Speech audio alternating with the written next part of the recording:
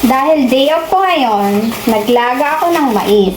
At ito ay order ng aking mga katrabaho. Sweet corn. Ang lalaki.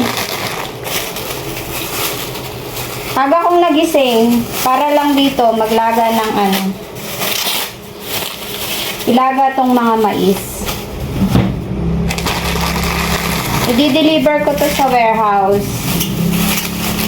Marami ako dong katrabaho.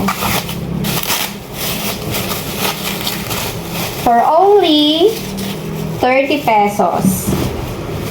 Sulit na yung 30 pesos nila.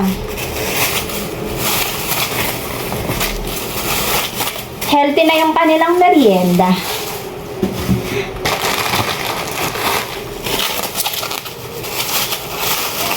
Pwede nga itong pang-almusal tambalan lang ng kape.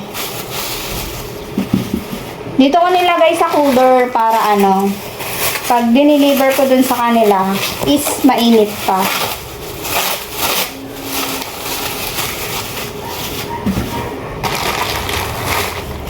Kahit day off, kahit rest day ko, ayan, may income tayo. Extra income din pag may time. Wala, ganito lang, kasiyahan ko lang to.